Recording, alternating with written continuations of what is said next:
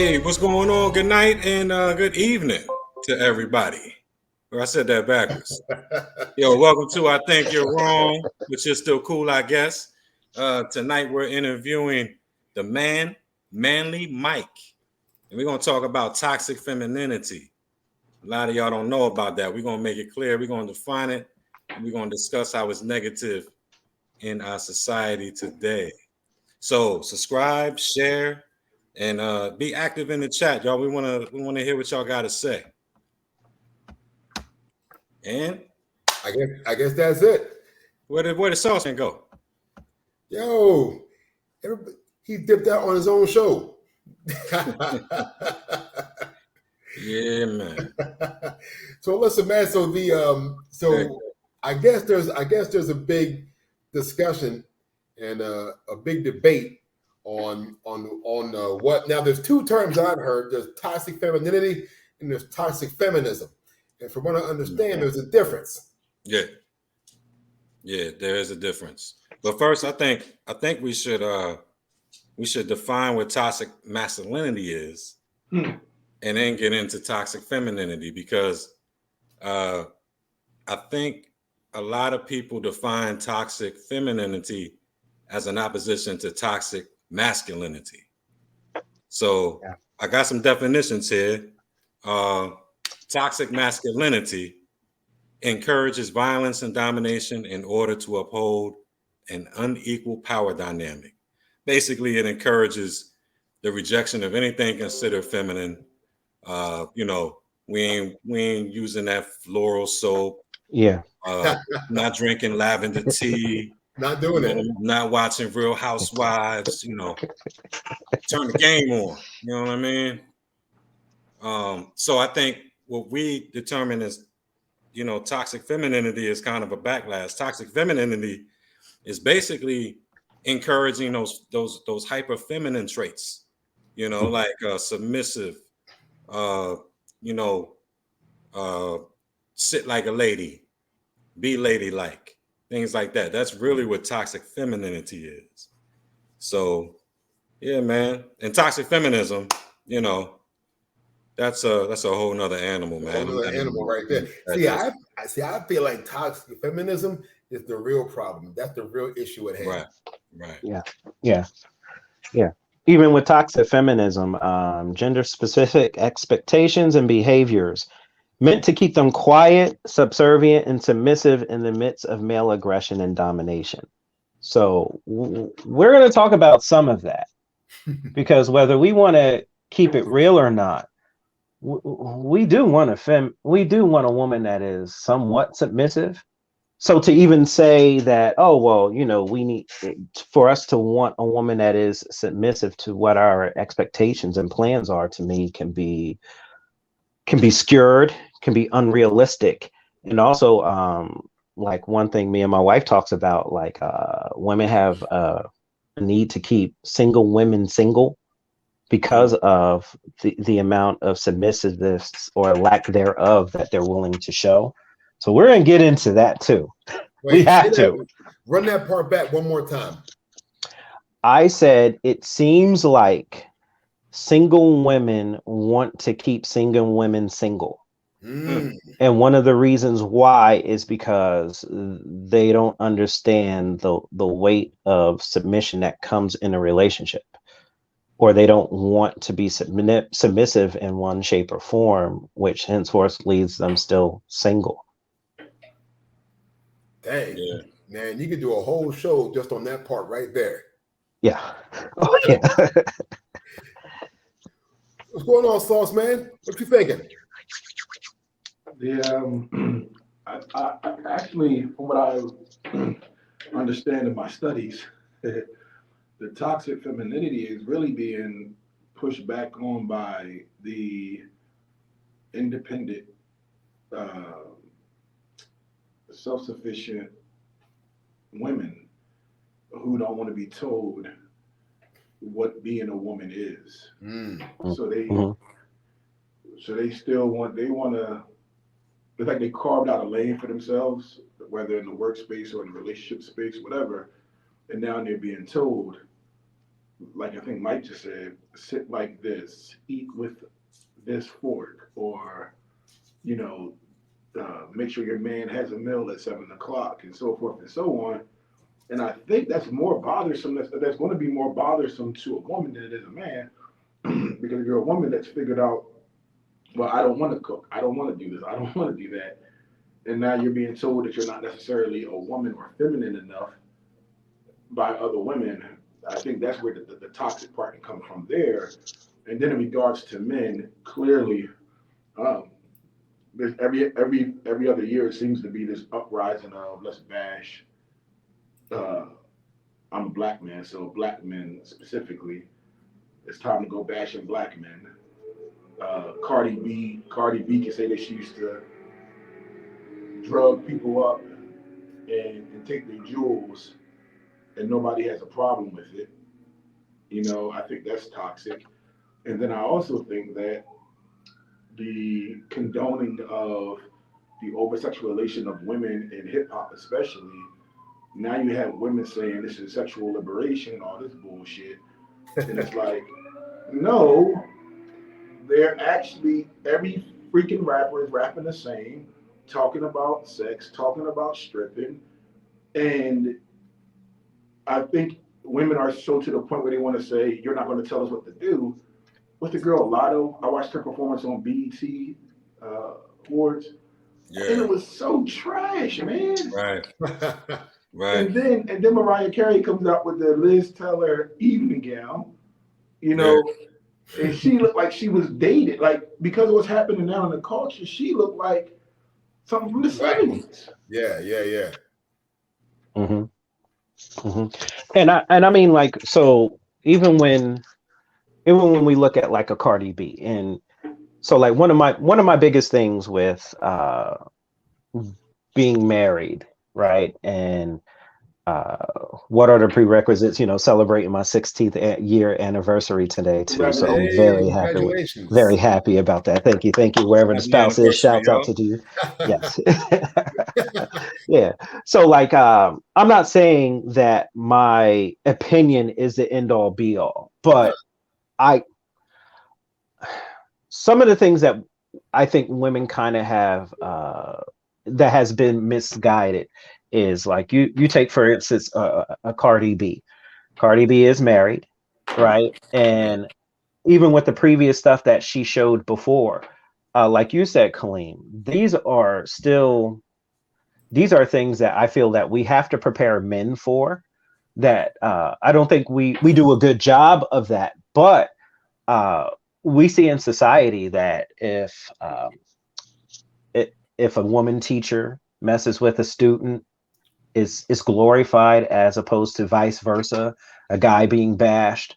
I think it's up to us to be able to change the culture with this and say how wrong it is, but we also got to keep it real. There's a good amount of men that like that whole culture out there, and they like it because it appeases to certain parts of what we want in a relationship, but it's still toxic in itself.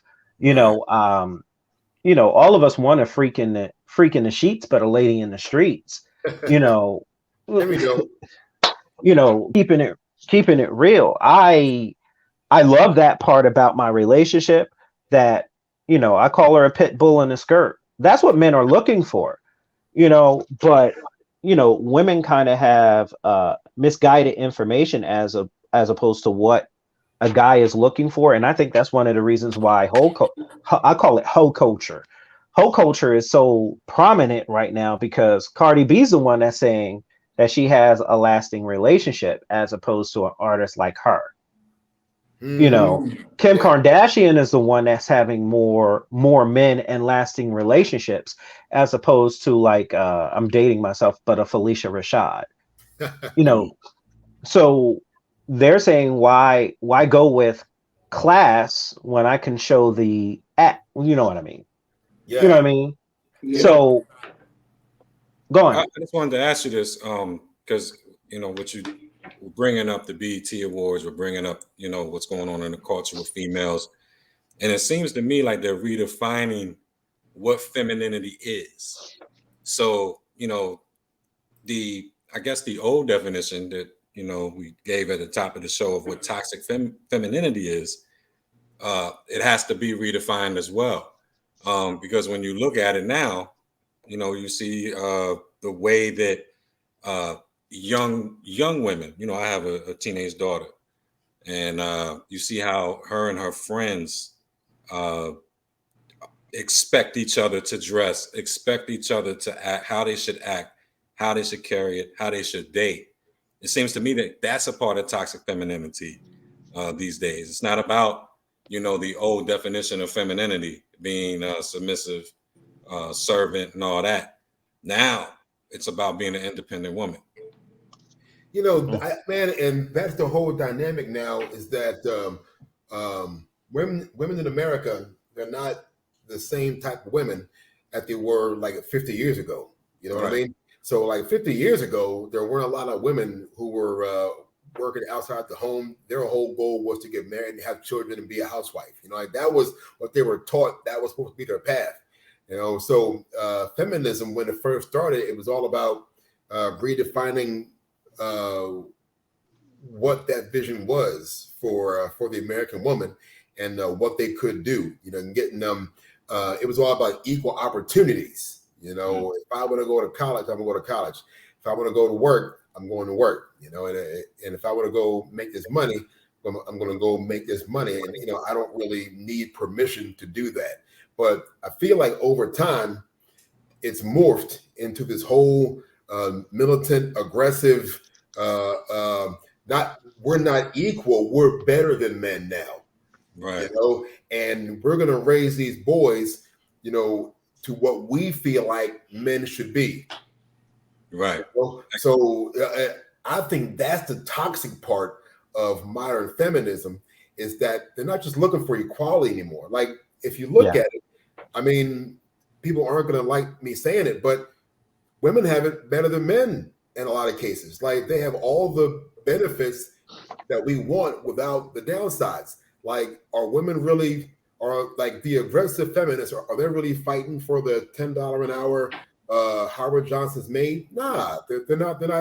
They don't care about them. They care about the high level, college educated people who want to be on the path to CEO. You know what I mean? So and in that case, they feel like they need to outman men, and it's just dangerous because if they're trying to suppress what manhood is, and they're trying to make the feminine traits, what is, put it more in the forefront. Like it's better instead of as a partnership. It's better. Like in the quest to be equal, they've gone militant.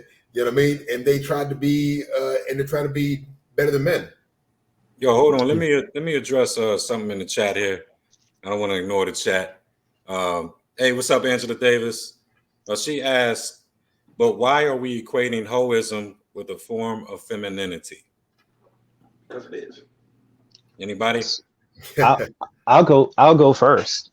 We know, even from historically speaking, one of the first pastimes that a woman had way back in ancient times was being a lady of the streets. Mm-hmm. When you think about what the relationship dynamic, men were supposed to go out to work, provide, protect, and all the things in the family. So even when there was women that wasn't good enough to be married, they were good enough to be passed around. We're not trying to say that every woman is a hoe. We're saying that there's an aspect that there is women out here that equate hoism with femininity, and they celebrate, which is a part of which is a part of toxicity. I mean, think about it this way, Miss Davis. One of the people, and I'm not saying anybody is like this, but there's a lady that was known, Amber Rose. She was having slut walks. And I'm not saying every woman may be on board with it or not, but slut walks was, I can look this way, I can act like this way, but men, you're not supposed to look, and you're not supposed to touch, and you're not supposed to comment on this. Right. So then what's the purpose then? Well, they say, well, it's not for y'all, it's for us.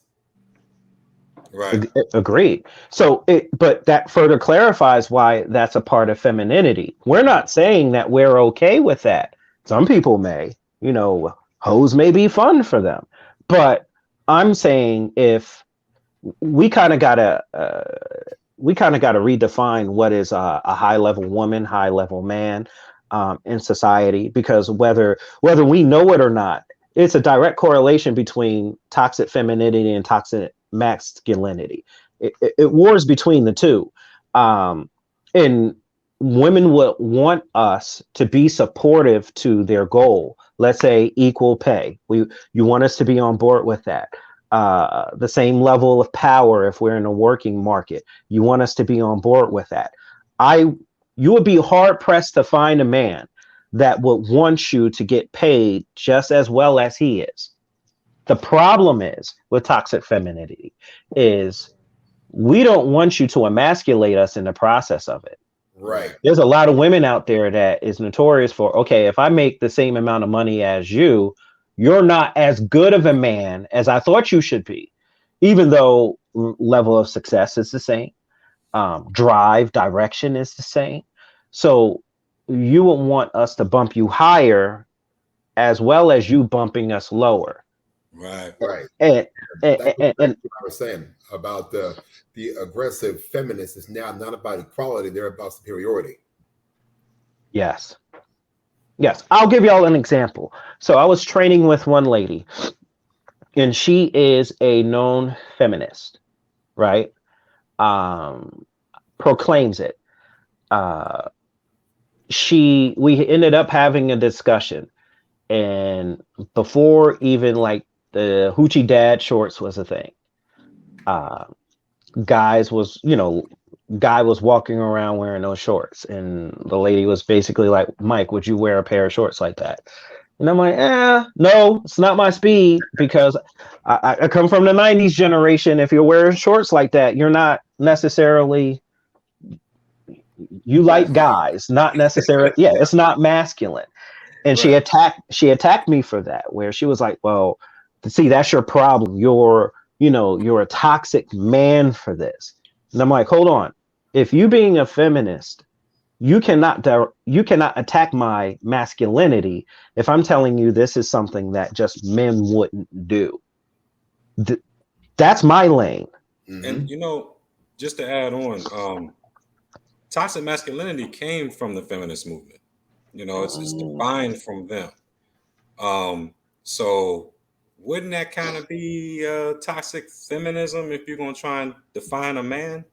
Absolutely. Even though the man is defining himself, like we should define ourselves. 100%. Because that's one thing that they've always said is, they don't want to be defined, or they don't want to be boxed. But, the modern aggressive feminist, likes to box men into this unfair group of like evil people whose 100% goal is to suppress the rights of women. And that's not the case. You know what I mean? Like, I don't know of any laws in the book that actively suppress any women's rights. I mean, like that would prevent them from doing what they want to do educationally, financially. Like, I don't like there's no big conspiracy to hold women down. But then Angela says it's not what heterosexual men would do. And that's toxic in the sense because we grew up wearing baggy jeans with our drawers showing. And when these younger guys started to wear skinny jeans, we all said, what the hell is going on? Right? And so now you have the hoochie daddy shorts, right? And that's going to be something that the younger generation is going to partake in. And it could be toxic masculinity as well as femininity to say, yo, that's not what a heterosexual male would do, when that generation is doing what the hell they want to do. And if you go back to the 60s and 70s, right, them R&B bands, they was wearing cat suits, cuz. Man, listen. Yes. They wear platform heels, cat suits, Word. makeup. Yeah, you was hard pressed to find masculine male back in the 60s. Big facts. Listen, if you go talk about shorts, go look at the 70s NBA shorts. Yeah. Just look at Magnum PI from back in the day. So I think, as times change and evolve, because listen, when we was wearing the baggy jeans and had our asses showing, all the old men was like, that's a prison thing, right, boy? Yeah. That means you trying to give up your booty. Yeah. You see what I'm saying? Yeah. So, yeah. Mhm. So so Miss Davis, you said he said that's not what men do. I'm saying heterosexuals, aka 90s. I'm saying in the 90s, me coming from the 90 era, that's something that we were trained and conditioned not to do. That's what I'm saying. Like, so us we're having a hard time comprehending wearing hoochie daddy shorts because our era tells us that you're selling it for the other men out on the street. So I'm using it as an example of what toxic femininity can be. And it can be used both ways, right? So a woman can be overly docile, right? Yeah. Overly submissive, Yeah. but it also means that they can be a hyper feminist too. Majority of the times when we're talking about toxic femininity, we're talking about the latter, the hyper femininity part, where these are women that will, Kevin Samuels was kind of a prophet, but they would be the ones that will fuel Kevin Samuels' way of thinking. So here's what I'm saying: what hyper femininity is. There were women that would just call on his show just to prove that they're exception up to the rule. Not that this is normal. They were calling just to say, I know what you're saying about all these women are true, but I'm different. And it fueled his whole enterprise because they just wanted to prove to this man that you're a pig, you're all of this to prove how much I'm not the problem, but all these other men are. That can be a form of hyperfemininity that we're talking about. It's toxic in today's day and age because those are typically the ones that are single. Those are typically the ones that have the bigger and louder voice. Those are typically the ones that can contribute to whole culture and say that there should be no side effects or no kind of action in regards to it. And those are the ones that would be quick to cut off a man's balls. Mm. Mm. Oh, that's How facts. many of y'all have heard this from a woman? This is why I find it so interesting. I don't have women friends. Most of my friends are guys because women are nasty. All the time. Women say this all the time about women. But when we say it, all of a sudden we're being toxic, right? Mm-hmm. But women all the time will say, all my friends are guys because women are just nasty. Right. Yeah. Mm-hmm. Yeah, I've definitely heard that. I mean, I can understand to a certain point where certain more women who have more masculine personalities wouldn't get along with some of the. Well, I'll put it this way. According to StopBullying.gov, close to 60% of bullies are women, and over 90% of women that reported being bullied are bullied by other women. Right. So that to me speaks volumes. You know what I mean? When we're talking about some women just don't get along with other women, and it seems to be this ridiculous catty culture of one-upsmanship, or you have this mean girls syndrome of where it's cool to be a bitch, and they wear it with pride. Right. You know what I mean? And that's in the workplace also. And the difference with men and women, like men, when we're on our toxic masculinity kick, with each other, it's about physical violence, and it's the same when we're on our toxic masculinity with women, because there's domestic violence. However, when women get on their toxic stuff, I don't know what you call it, toxic femininity, toxic feminism, whatever. They're just mean, man. Like they want to ruin your reputation. Yeah. They want to stunt your life. You know what I'm saying? Vengeful. Like, how many times I've heard women just say, well, I ain't even gonna say that because that's gonna start a fire. But let me fire, bro. Yeah. Let me say this before you say that. Yeah. When one of the titles it says like, if I ruled the world, what would I do? The first thing that I would do is I would get rid of the term "it goes both ways." We got to stop that as adults, Right. right? Ladies, I want y'all to understand this, right? We are in a society with just as us as men that we have to always validate our manhood every day. Because whenever we say we're men, it has to be driven by results. Right. I want you to hear what I'm saying. Yeah, we're held accountable every day. Exactly. Whether it's financially, emotionally, sexually, spiritually, we always have to prove our validation as men. But there are loopholes that come along with women. What do I mean? Like, I'm one of those guys where because I feel like there's things that we have to discuss. So I'm one of the men where I agree. I naturally have a low sperm count because of family situations. So I'm looking to normalize that. Other people will look and be like, well, dag, his Johnson must not work. I've been married 16 years. Clearly it works. But there's side effects to health, well-being, pre-existing conditions that us as men, we have to be able to discuss. But why is my manhood being validated? I mean, being up in question for making that kind of statement when if a woman isn't able to give children, we're very open and empathetic towards that because we're like, look, that's a defect.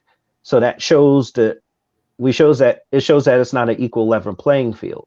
Right. So what we're saying is reason why I'm saying we have to, ladies, I want y'all to not use it goes both ways is because men have to be able to voice our concerns, what our point of view and perspective are. And I'm talking about real men, not these cowardly crumb cake men.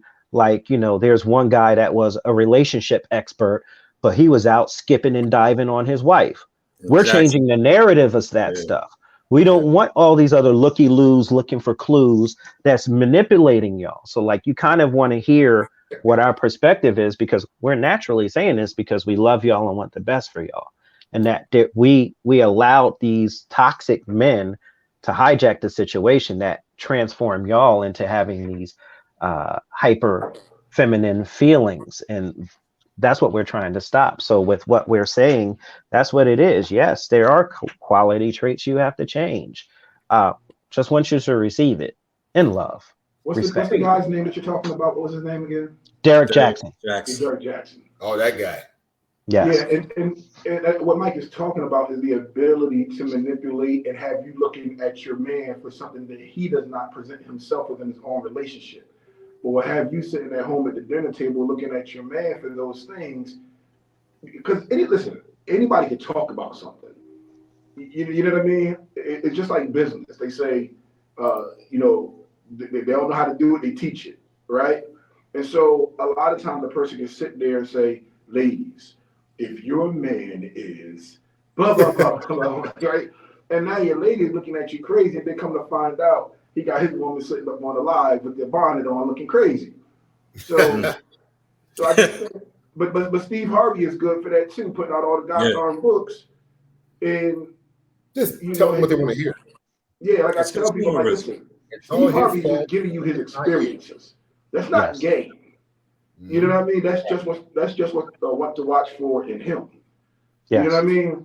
But the regular guy now got to deal with it because a million women go out and buy Think Like a Woman, Act Like a Man, or Think Like a Man, Act Like a Woman.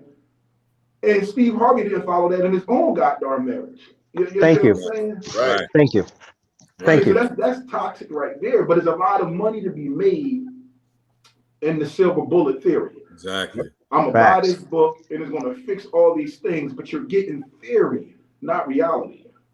Yes. Right.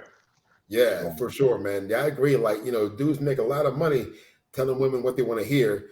And then, you get a guy like Kevin Samuels for whatever you think about Kevin Samuels, he tells them, what the reality is about the situation, and they want to live in a different world to where, you got to have some accountability.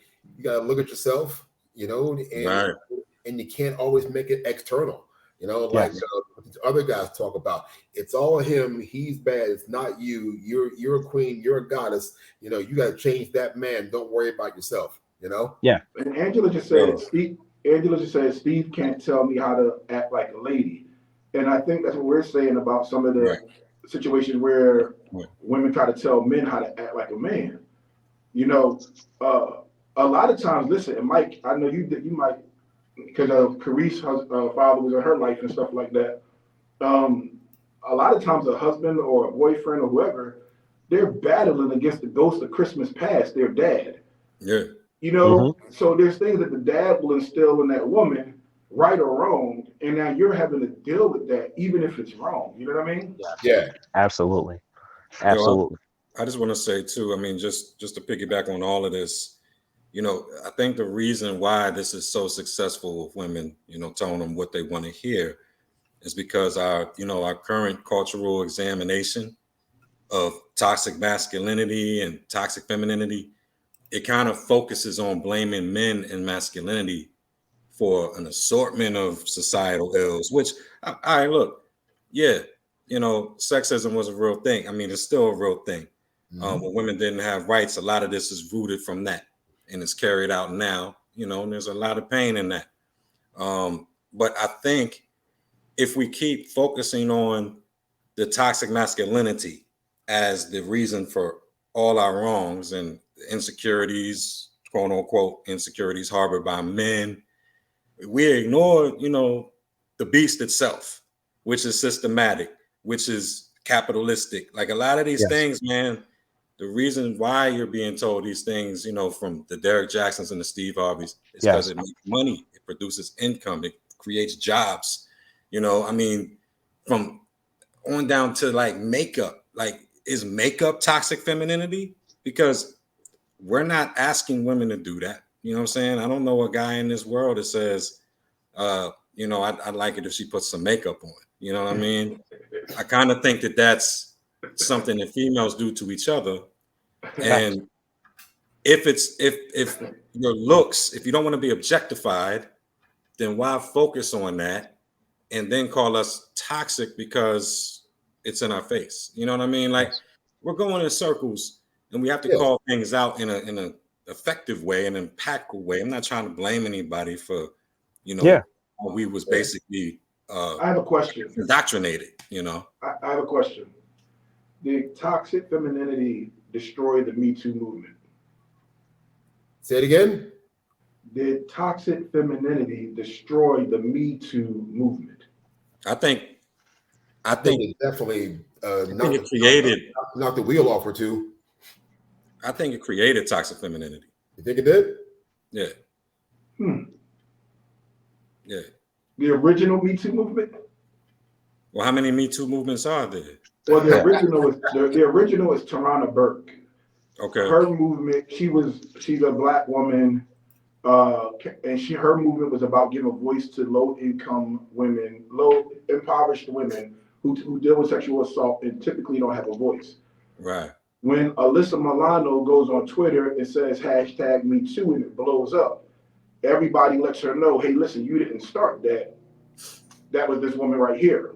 So it became like a celebrity movement. It became a celebrity movement, right? Okay. If you look last year, Tarana came up with the hashtag reclaiming Me Too, because it lost its way, right? And what happens is it had a pure agenda to begin with, but it ended up with stuff like a 30-year-old woman saying Morgan Freeman assaulted me because he said I was a beautiful woman. Right. Oh man, let's not even talk about sexual harassment. There was when I worked at Value City Furniture back in my youth. I remember I was one of the Man, you was 39. What? You was 39. That was 3 years ago. Listen, baby, that's that good oil of Olay, baby. That's that good retinol formula. You know what I mean? I was on the original sales team, and we were in training, and we started this, me and this one female member of the team started hanging out more during the trainings, and went to lunch. And I asked her, I was like, hey, listen, we should go out sometime. So she gave me your number. Yeah, that's cool. Yeah, we should totally do that. Well, the following week after the weekend, she starts to avoid me. And I'm like, what's good? Like, what's going on? So the manager calls me into the office a couple of days later, and he says, what's her name? Doesn't feel comfortable working with you. She said, you've been harassing her and all this stuff. And I was like, harassing her? What are you talking about? Yeah, she said her boyfriend saw that you called her, and she said you were harassing her. And I said, bruh, I got her handwritten note that says call me on it. You know, that's when we're still using the paper. It says call me with her number on it. And she gave you the digits. Yeah, he said, Oh, man. He said, well, can you bring it to work tomorrow? I was like, hell yeah, bring it to work tomorrow. I brought that joint to work. Like she threatened my whole job was threatened because they automatically believed her. Like, you know, I almost got suspended that day just based on what she said about me before I even set foot into the office. You know what I mean? So it's like, so you know, that is a benefit of being a woman in today's society is that you get believed off the jump. And now I gotta prove, you know, if I get accused, I have to prove beyond a shadow of a doubt that I didn't do anything. Instead of me being assumed to be innocent, and she's got to prove that I'm guilty. This is cultural reparations, right? Yeah. this is it correcting itself because I mean, honestly, look, it wasn't like that when men was totally dominating and women couldn't vote, women couldn't buy a house, you know, women couldn't work. It wasn't even like that. If a woman says something, whatever. Now it's you know, it's extreme. Yeah. But I mean, this is how the culture corrects itself. I think we're on the downward. I think we went up and we're coming down. You now. think so? Yeah, because we're having this discussion as men. Yeah. And this is a discussion that men usually cower away from, man. We have these discussions privately. We don't do this for the audience of women. You know what I'm saying? Well, to be fair, it's also our platform. You know what I mean? True, Hey, but yeah. I have a question. We're not canceled yet. That's my point. We ain't getting canceled yet. I have a question. Does the church at all contribute to toxic femininity? 100%. Ah, Here we go. 100%. Get him, Mike. Get him. 100%. Tell him about the Get him. Here. So I knew it was coming. I knew he was coming. That's my boy. Here's how it contributes. All right, now I'm not going to get too controversial, but please do.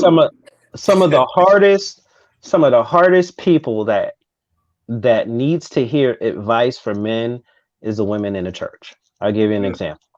I know of one scenario where the man was perfect for this woman, and a spiritual leader of the woman, they were having a conversation, and she was saying, well, in my dream, the guy seemed to be like 6'2", and this guy's like 5'10". He's everything else, but he's a couple of inches shorter.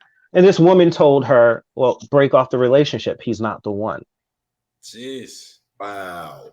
And I told her, was a woman married? And she said, no. And I was like, well, she's a fool because she's a single woman wanting to keep you single.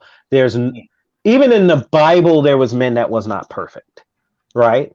And we think men should worship just like women. We think men should show the same emotions as women. We feel that there's positions like I went off. I had a whole rant on Father's Day because majority of the messages that I listened to, it was all, oh, well, we know that there's men out there. It was more bashing than uplifting. Then right. Father's Day isn't for those men. Why are we compelled to want to bash a guy? And it came from majority of churches that had women as the congregants, right? And we also don't have a natural concept to what God's true perspective of relationships are. That's the reason why I'm doing this. Majority of the people that I contact are from a church setting, and good majority of them, I'm like, they may be your leaders may be good for spiritual things, but we don't teach our women how to actually look for a godly man or even what a high value man is. We don't teach it. Bro, it's money again. It is. Money hustle. Listen, who pays the tithes in the church? Majority women. Yeah. The majority of women. So you're not going to piss off the people that are paying the bills. That is funding the building fund that never builds anything. You know what I mean? Yeah. So they're going to tell women what they want to hear. That's why so many churches they stray away from actually talking about the submission doctrine, because they know that women don't want to hear that in the church. And matter of fact, so I'm glad that you said that.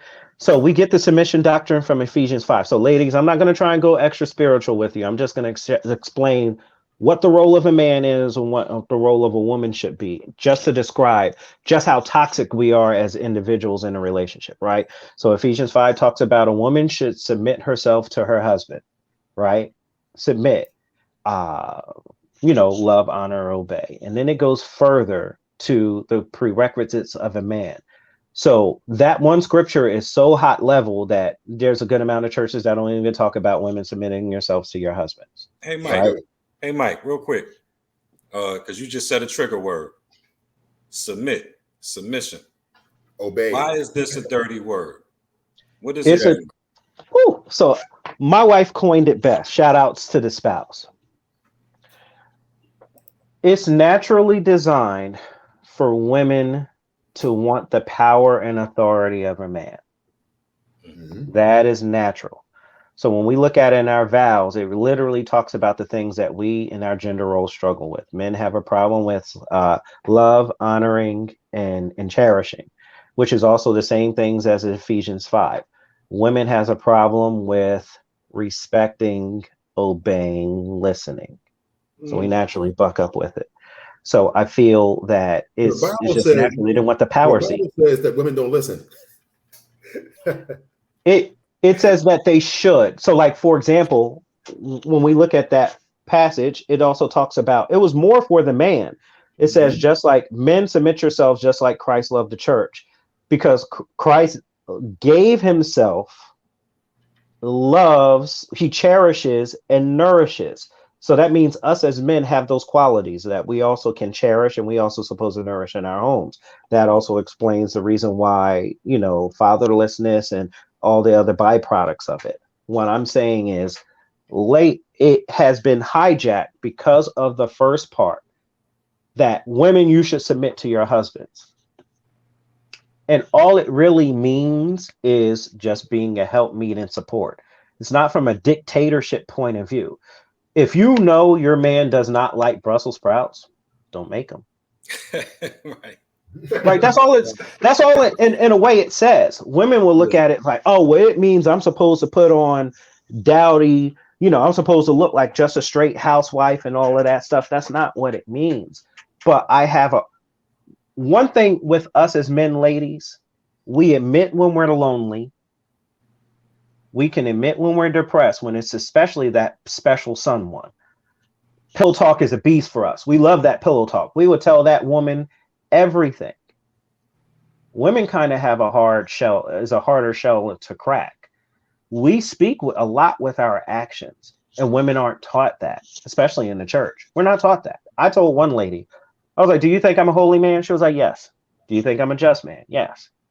How would you feel if I'm like, no, I like having sex every day, twice on Sunday if need be. I would like having sex in the car before I go to church.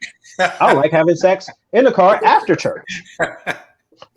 Right? Does that make me a horny guy? Well, yeah, it does. Well, how does that if my directions and my affection is all towards my wife? Right. So now I look hypersexual because I'm saying I have love and support for only one woman. You know what I'm saying? Yeah. So real quick. Real quick. That was beautiful, Mike.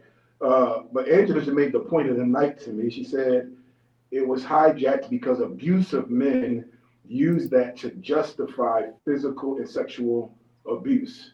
And I was thinking that the whole time, because Andrea mentioned the word obey. And so you have this submission thing, which can be a pure thing, but then you have the abusive assholes who use that in a dictatorship role. And when the pushback comes, but it's something else to be said about a natural submission. Somebody else said, I believe women want to submit.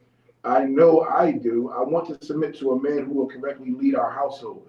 But the same person said, is not just about women submitting, it's about the men submitting to God.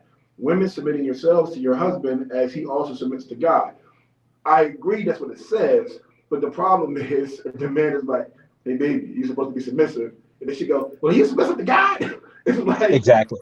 it's like, Exactly. whoa. And Like, it's not the woman's point of view to dictate if we're right, submissive to God or not. That's the right, problem.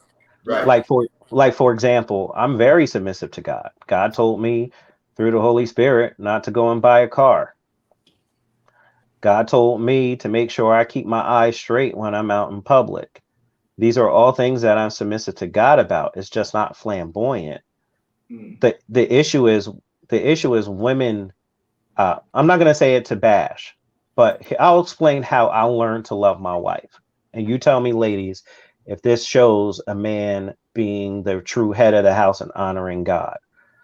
My wife don't have to worry about me jerking off to anybody because I don't do that. My sexual organs belong to my wife. So that means it's at her disposal. My wife also don't have to worry about me skipping and hiding, doing all other things behind her back. That's not what I do. But with me not having all those other vices, that means I don't want to have to fight to get it on in the bedroom. Mm. Right on. I don't want to have to do all these things just so I can get a piece of you in the bedroom. That's one of the main reasons why men are scared to get married. I would love to give my wife my all just so I can get that same love and attention that she gives everybody else in the outside. Most women will look and be like, Dad, Mike sound mad. Oh, he sound mad sensitive. I don't know if I could submit to a guy like that. And that's one of the reasons why it's toxic. Everything that I just said, every man that wants to be in a relationship, that's what he wants. He just may not know how to verbalize it. And Well, that's, You know one what I'm thing, saying? yeah, a lot of the, one thing that I hear a lot from women who engage in these discussions is that there seems to be a meter. You know, if you've got too high a degree of masculinity, it's toxic. If you got too low a degree, you're soft. You know, so we're not sure like what lane Yes. we're supposed to be in. Yes. What's too much and what's too little. I'll I'll say, tell you what, my step pop was 6'4", 240, 250, solid, with my mom for 28 years before he passed. I never seen them argue. I've never seen them be upset with each other. I'm sure it happened, but the way that he conducted himself, you know what I mean, in that relationship was, you know what's up. You know what I mean? He didn't Yeah. have to look. Even if my mom was upset with him, she still was taking him a plate of food. You see what I'm saying? And the new wave woman says you don't have to do that. But my mom had a 28-year relationship until the nigga died. You understand what I'm saying? So, Mm-hmm. but men want something different too now as well. I know of a relationship where the man was like, yo, bro, she's not ambitious enough for me. She's not hungry enough for me. She's content with where she's at. I just need a woman that wants more. And he not a bum. He's successful. He's executive. He wanted a woman that wanted more. You know what I mean? And some men want women that want to be at home, take care of the kids, and so forth and so on. The point I'm making is that it's not a one size fits all situation. Yeah. Right. And think about Miss Davis, you said women have difficulty because a lot of men aren't suitable head leaders, but that's subjective. You know right. what I mean? You're going with, and this is where I feel I'm not saying you're this because you're saying it is toxic. I'm just saying when we look at what a high value man is, I'll keep it real. Yeah, I'm a high value man, especially with my wife. I don't make $200,000 a year. Like I think the problem with high value is you're basing it off of a numbers game, not necessarily a compatibility game. The best relationship should be like a puzzle piece. If you're strong in this area, you're definitely weak in this area. So you want to find somebody that fits your weaknesses, not Right. necessarily being 100% compatible with your strengths. Right. I don't know if I would do well with a gym rat as a wife. because that means both of us is spending so much time in the gym. Who's going to cook? True. Who's going to nurture the household? You know, I'm black and white. My wife provides the gray area in me. So, yeah, you're right to your point that a man may not be suitable for you and for what you're looking for. That may very well be true, but that doesn't mean that that man's a dud. And that's the problem we have with toxic femininity. It's Right. throwing out every single man because, oh, he's fat. Oh, he stays at home with his mom. Oh, he's dealing with financial issues. And that's just a blatant lie, because a man will fall in love with a bald-headed woman. A man will fall in love with a fat woman. A man will fall in love with a woman with no teeth. We will always, men have a tendency to date down. Women have a tendency to date up. Always. So that's all I'm trying to say, where it's like we can't throw out just one man because we have a snapshot of what we think masculinity should be, and he doesn't fit into that puzzle piece. That's all I'm trying to say with it. You know, Mike, I've Yeah, that's heard women demand that men be real men, from a place that it's like it's an inherent instruction on what a man is, and it perpetuates toxic masculinity at the same time. And then it's often coupled with mockery and how it's supposed to be. Like, for example, right? I've heard this too. Like, if a man asks a woman out on a date, he shouldn't ask her where she wants to go. He should already have that prepared and ready. Right? Planned. So, I mean, it's not okay to ask a woman what your preferences are. How do I know if you're vegan? I don't know if you Right, exactly. Yeah. You know what I'm saying? Man, yeah, a lot of times I feel like women expect men to be Charles Xavier. Like, we're just supposed, to know off the jump, like, how you're feeling, what your needs are, what your preferences are, what's this, and it's not fair, honestly. It's not fair, So I feel like there's a lot more expectations on the female side with regard to men than there are like men to women. Like, for me, it's keep yourself healthy and don't talk too much and don't embarrass me in public. Like that's all I need from reasonable, you. Though. That's reasonable. Keep yourself healthy. Don't embarrass me, and don't talk so much. Yeah. So real quick, here's a question. Since the church is made up of 75% women and the masjid is made up of 85% men, should church women be looking for men in the masjid? No. No, I'm not saying that, because you have conflicting ideals, so it'll never work. You know what I mean? He would want you to be severely covered and out in public, and you may buck up against that. And he wants a couple. I'm asking that question though because if the church is made up of 75% women, and a lot of those women are married, but their man is at home. No, they're not. That would be a difference in ideals as well, wouldn't it? Well, only thing I'm going to disagree with you on, majority of that 75% of those women going to church are not married. Well, they're not married, but some of them are. They are not married. But here's what I'm with that part. I think women need to stop thinking a man is a Christian because they don't fit their stereotype. Just as much as a man does not equate a woman being a Christian fitting a particular stereotype. Like, there's a reason. Is it Micah? Micah that married a harlot? Was it Micah? God told him to. I forgot who. I think it was Micah. God told him to marry this loose goose woman, right? And he still found a way to love her. Right. What I'm saying is men have a tendency. It's not that we date down. I think we tend to look for a woman, like, for example, we was talking about hip hop culture. Hip hop culture will tell us that throughout all the women in every rap video is consistent. Throughout all these women that's here in the club, there's that one particular girl that we want. Mm-hmm. Why? Because a man will look and see value in what he looks and sees. And then the more that she shows herself to be a woman that can be nurturing, we'll wife her up. It doesn't matter if she's a supermodel or looking like Lizzo. depending on depending on a man's needs, that's what we'll look for. Like I say, we need three things in order to be happy in a relationship: our belly full, our ego stroke, and our nuts empty. Right? That's what we're looking for. Right? Fact. And it's actually scripture. So think about Samson. That's facts. Think about Samson. And Delilah. Samson and Delilah.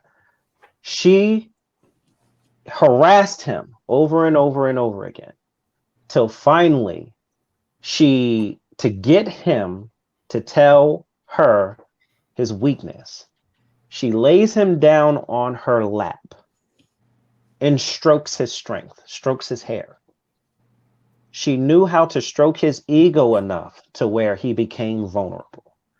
Secondly, David looked and saw a woman that he felt can drain his nuts right, Bathsheba. Yo, I want that girl right there. Her. That one. Right? And he was willing to kill for it. So it shows those two examples with belly full, ego stroke. And also we see Proverbs 31. You was talking about this before. Her worth in the marketplace, and she knows how to handle the household, whether it is preparing food or not. So what I just said was scripture: belly full, ego stroke, nuts emptied. Right? That's what we need in a relationship. But you're not going to get that in a church from a spiritual man. That will be too risque, but that's real. That's the reason why I say the church have contributed to some majority of these issues. Yeah. Plus, they've also been very sexually repressive in our culture. Also, they've almost made sex like a horrible thing, even though it's the most natural, the best gift that, if you believe in God, God has ever given us. So they made it almost so that even if you're married, you feel guilty about enjoying sex. Yes, and also like me and my wife are about to do a sex series on my podcast, Manly Moments, and I'm willing to be hard pressed that there's a majority of women out there that haven't experienced orgasms from their husbands, but I think they also prefer to bash their husbands instead of telling them the truth and showing them how they would want to be pleased. Mm-hmm. You know what I mean? That seems to be a really rough area in a lot of marriages. It's like just having basic communication just like that. Yeah. And like, I'll give you an example. Like I said, my wife is my gray area. So she's high value to me because she gives me insight and know-hows to give it to me. And it's receivable. There's no money on earth that can make me leave my wife because I know her value. But when it comes towards like what her wants and needs are, she learned just the same way. Like I learned I couldn't be so hot-headed, but she also taught me with how feminine she was, that I need to change and I need to level up. Right. So with toxic femininity and what church and what I feel other women should be able to teach is that God made you unique for a reason. You're supposed to be a nurturer. You're supposed to be able to have pillow talk. You know what I'm saying? You're supposed to be able to convince your men to do the things that they're naturally weak at. And I also feel that that's what you should be when looking for a suitor. Don't try and be just like a man. We want you to be just like who you are. If you're really in tune to who you are. I give this analogy for everybody. This free game is going to be in my book. Relationships is just like a plane flight. And both parties got to admit that they have baggage that have to go under that undercarriage of the flight. We don't know how much baggage in that flight is going to take that flight down. That's the process of dating. And you got to go through the currents. Okay, a lady, I make a whole lot of money, but this man centers me and he has bad credit. He's still a high value man to you because he can teach you and he can be able to provide for you that social or that intimacy that you're looking for. That's high value. Mm-hmm. A woman can be like, hey, I'm looking for a guy because I may be weak in being direct. So you may want a guy that can be like, look, I'm saying no, this is what it is, because that's going to be a guy that's going to have your back. So we kind of got in church society have gotten that point wrong, that we're not supposed to date because we're looking for the person that has the same interest. That is a lie. It's a bona fide lie. You date for a person to complement your weaknesses. I know I'm hot-headed. I know I can speak out of turn. My wife's my publicist. And there's a whole lot of women that wasn't able to teach me how to have some couth. So that came with experience. I know I was a red flag, but that's what relationships should be about. That I feel that we need to really face the fact on that we're not dating for complementary things. We're dating for our insecurities, our negatives. That's right. Because that's what makes a strong relationship, because now you're forced to have to rely on your significant other for the things that they know you're weak at. And that's how a person shows love. And the damage can be done when the weakness isn't covered, but when the weakness is exploited and is used as a weapon against that person when you're not on the best of terms. Yes. Yeah. Yes. And that's when you find out what the relationship is really made up of. Right. Because a person that really loves you is not going to exploit that weakness in that way. But in order to get to the weakness, we have to make ourselves vulnerable, right? And open up about it. But then for most men, we understand that puts us at risk. And it puts women at risk as well to open up. It's both sides. But typically in the heat of a moment, in a very bad argument, a lot of times people will hit that mark, Don't get it twisted. There's a lot of women that have committed suicide because a man will exploit that weakness during their worst times. Men too. So, and a lot of men have ended up in prison because a woman have pushed the button on that weakness, and now he's exposed. So I think, okay, I know we can't be talking all night, but what about this? The Bible says, when a man findeth a wife, he findeth a good thing. Yes. Is she your wife before the ceremony? In other words, when he finds a wife, she's already there, right? So I'm asking that question because you have people waiting to get married before they have sex, right? And I'm wondering if when you found the right woman, the right person, that wife, if it should be on the popping anyway, and you're not waiting for 3 years. Well, y'all want me to go first, or y'all want to? Well, let me just say this. People have smashed on the first date and got married and stayed married for 40 years. I wouldn't use the word smash, bro. You know what I'm saying? People have smashed on the first date and been married 40 years. People waited to have sex for a year and got divorced in 3. So, I don't know. Yeah, it's subjective. It's subjective. Yeah. As far as you said, is she your wife before the ceremony? It says he who findeth a wife. So he found a wife, right? Right. And like so he knew. Yeah, you I guess that's the whole thing. You're supposed to know, right? It strikes you like, yo, that's my wife right there. You know what I mean? Like there's some conversation. Yeah. I think it's more than just looks, because beauty fades and beauty's everywhere, especially these days. Just get checked, You know what I mean? So I think it's about chemistry, actual chemical reaction that makes you, recognize that that's your wife. But yeah, I mean, it's hard to say whether or not waiting for sex before you actually tie the knot is productive for the relationship. I think it gives you something to look forward to. The night of the honeymoon also gives you some anxiety too if you ain't never did it before. Y'all both just struggling together, just struggling. Right, and I think like you're gonna have issues, going in and already having sex, because eventually that's gonna get a little redundant. So you got to spice it up, right? Facts.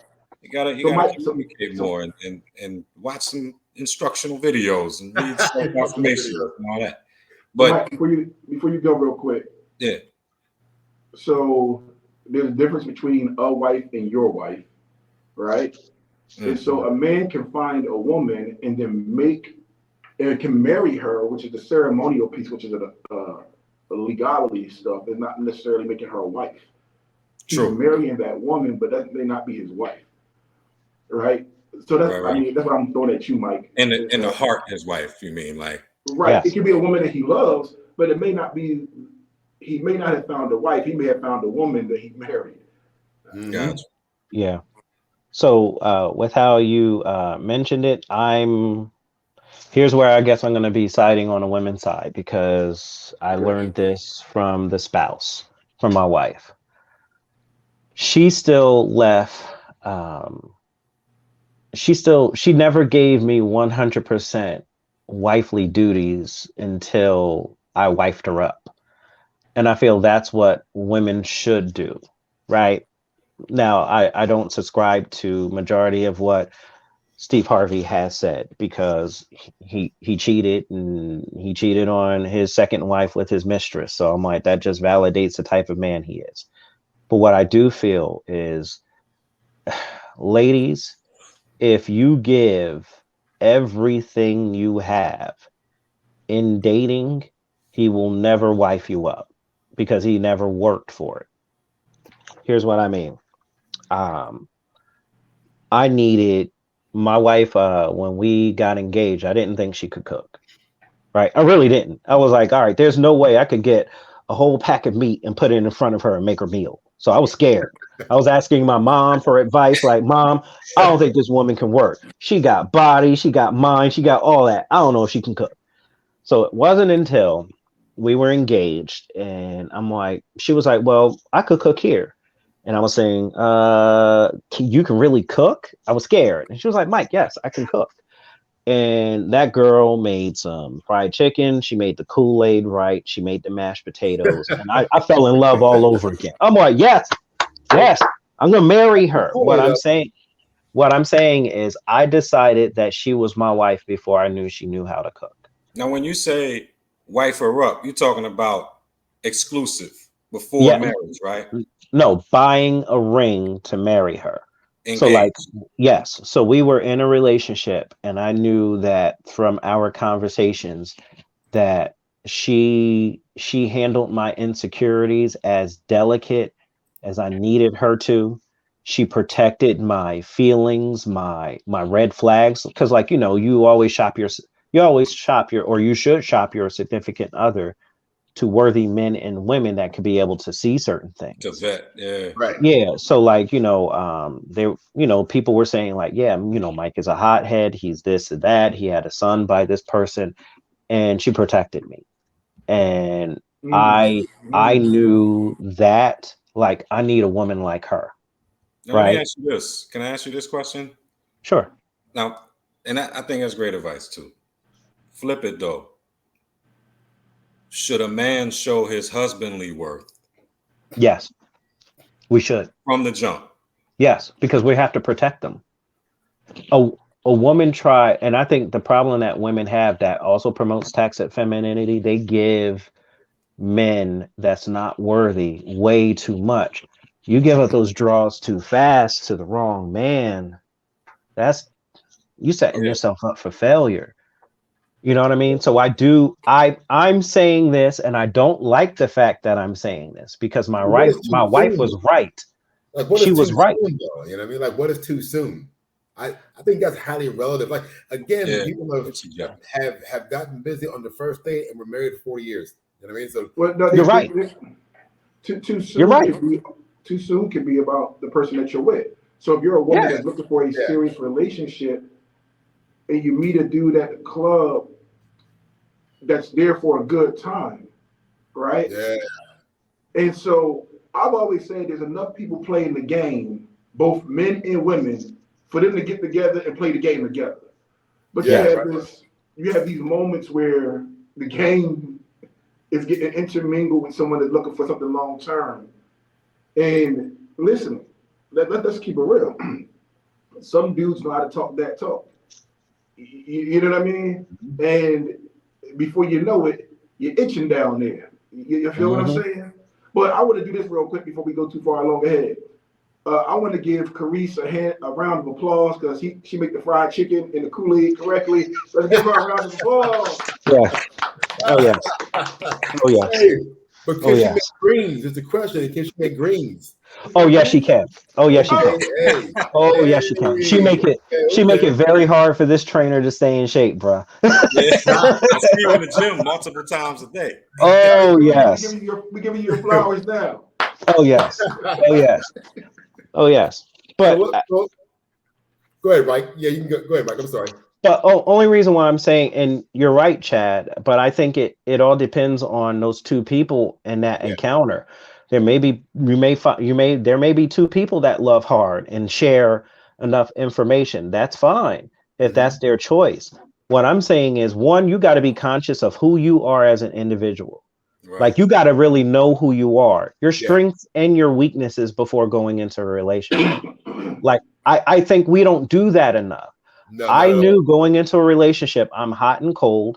I'm going to work out. I have an addictive personality when it comes towards my training, and I need somebody to center me. I need somebody to tell me when to calm down. And I need a woman that's crazy enough that if I cross the line with her, she knows how to put me in check. Those are my strengths and weaknesses.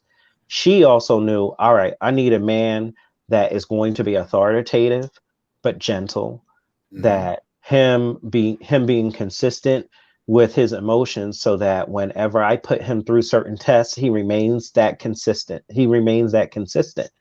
So it was a perfect match for both of us because we complemented each other's weaknesses. So that can happen all in one date. That's all well and good. Right. But if you know you're a person that's a slow burn in relationship and you giving up those draws on the first night, the problem wasn't that guy that kicked the game. The problem was you not being true to yourself, giving up those draws too fast. It's a failure strategy. Just the same way, I think we need to validate men using our ejaculation as economy, our come for currency. We need to, yeah. Oh yes. Oh yes. Wait a second. Economy. Hold on, bro. Go ahead. We need to teach our men that whenever we ejaculate, we giving energy out. We're givers. And we need to be conscious about the people we give our energy to. Because the worst STD you can have is a KID with somebody you don't love. Okay, say that one more time.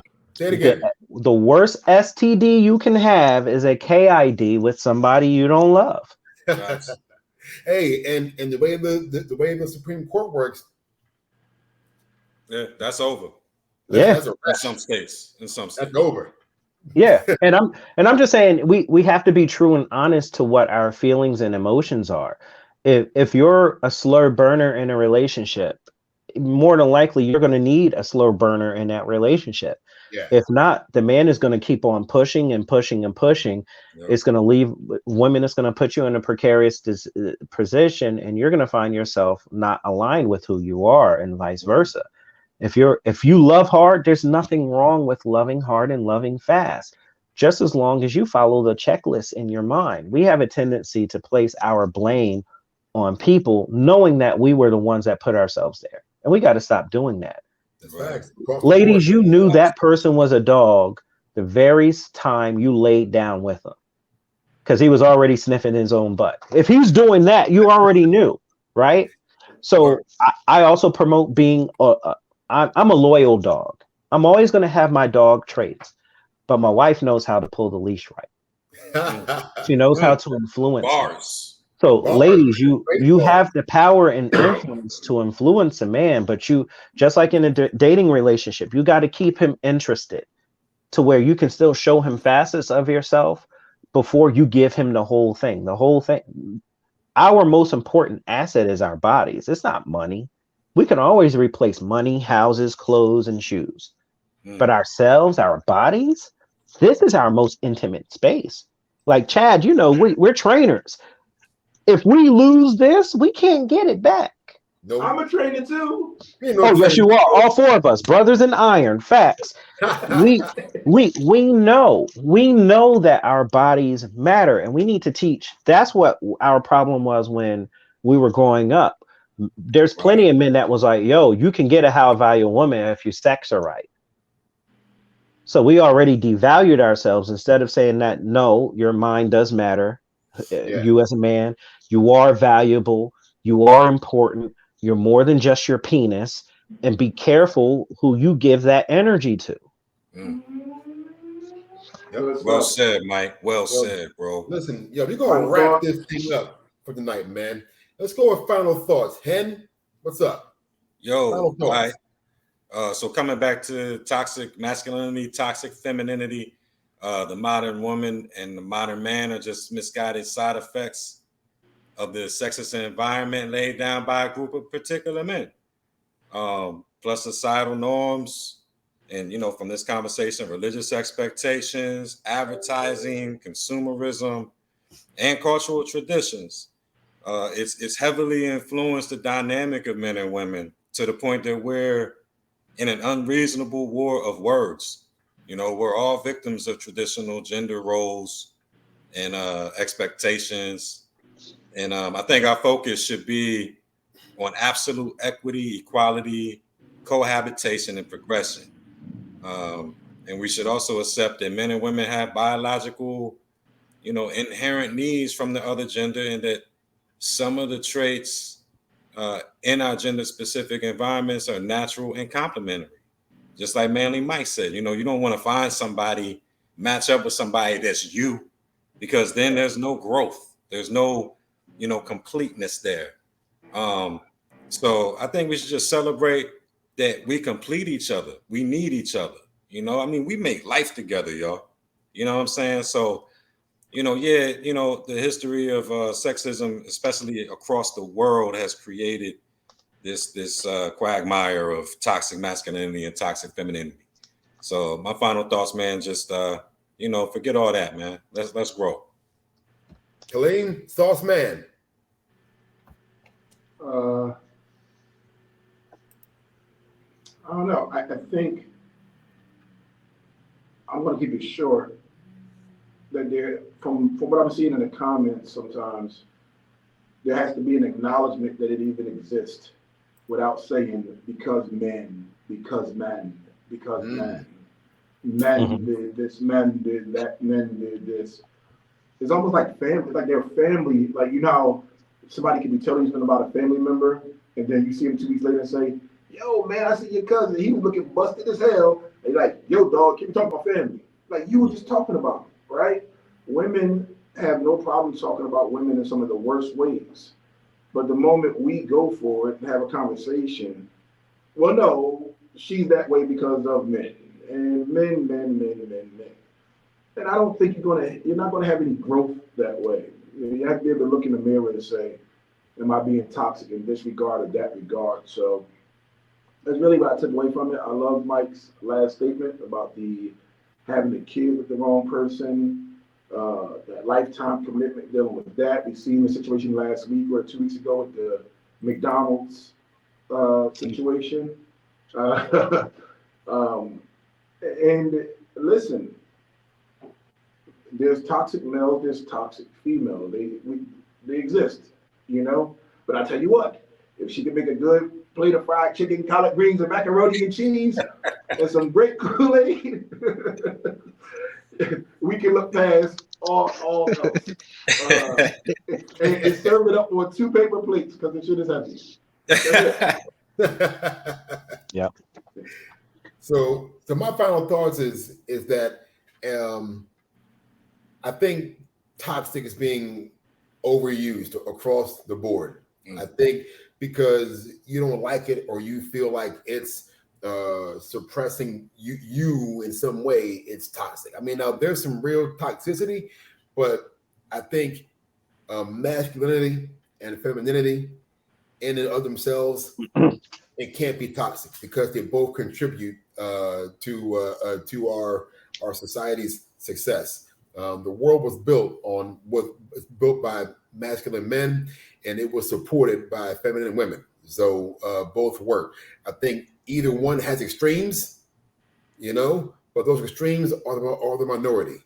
But I think the more that we can, like Mike said, begin to learn how to build ourselves more, worry about yourselves, like become a better version of yourself. Like me and Mike are both trainers. We train our clients to be their best selves every day. But you got to train, you got to put your reps in. You got to read the books, you got to get the therapy, you got to, you have to talk to positive women and positive men. And I think that when people begin to refocus on self-development rather than working to fix the people around them, I think you're going to have a lot more success, not only with the opposite sex, but also with the same sex as well. So those are my final thoughts. Manly Mike? I want to thank y'all for letting me be on y'all platform. Rock, me and you still got to get up. I appreciate your knowledge and know-how from business acumen. I appreciate that. Chad, my brother in iron, just looking at some of the things that you're doing is dope, from life insurance policies and everything like that. It's much needed in our society. And Kaleem, my brother, you know who you are to me. Thank you for being a big brother that I can look up to, I can bounce things off of. And I think it's needed in a platform where us as men can be able to talk and build and grow. My final thought would be, I would give y'all a scripture that changed my whole entire life and my perspective as a man. And it also speaks into toxic femininity. And it's First Peter chapter 3, verse 7. And it says, likewise, ye husbands, dwell with your wives with understanding, giving honor unto your wife as unto the weaker vessel, and being heirs together of grace of life, that your prayers be not hindered. So ladies that are dealing with toxic femininity, majority of the time you feel that you're misunderstood, you're unheard, and that you're going through this suffering, especially when you're in a marriage. But I will also remind you, do not deviate from who God made you to be, which is feminine, which is a woman. Because if you are in a situation and a man is treating you bad, God will literally give you an insurance policy, because he'll stop listening to prayers he has until he gets his act together. So that doesn't mean that you have to transform yourself to be another man or to act like a man or anything like that. Be who you are. Unfortunately, society has told you to change, to be like a man, and to be all the qualities and properties that a man should have. And I say that's hodgepodge. Stop doing that. Be who you called to be. So if people wanted to check out your content, learn more about you, where can they go? They could go to Facebook under Manle Mike with an E, as well as Instagram, Manle Mike with an E. You can also go to my website, eandftraining.com. I do profiles and everything like that. I also written a book that is called Through the Fire. It goes through my testimony of me going through manliness and everything. So my chapter was God Help Me to Be Manly. But mainly Facebook and Instagram. Reach out to me. Me and my wife does now called Monogamy Moments on Mondays. Please be on the lookout for our sex series that is coming hopefully in 2 weeks. Hey, what time is that on Mondays, Mike? That is 9 o'clock. 9 o'clock. Hey, anybody watching that, man, with the fried chicken on your chest with some hot sauce. You know what I'm saying?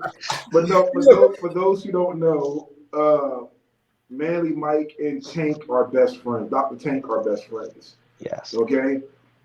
And so I remember when Tank didn't know me, and I asked him to do an interview. So he calls Mike, and Mike tells him he's one of us. Whatever. And it felt like the movie The Hangover. We're now brothers. Wolfpack. He's one of us. But good stuff. Thanks for coming on, man. That was very entertaining. I was thoroughly entertained by this whole thing. I think everybody had great comments, and everything was kept respectful once again in the comments as usual. And I think people swallowed some hard medicine tonight. Yeah. And if you got some good content, you got some good aha moments, go ahead and don't forget to leave us a comment here. share this with your friends.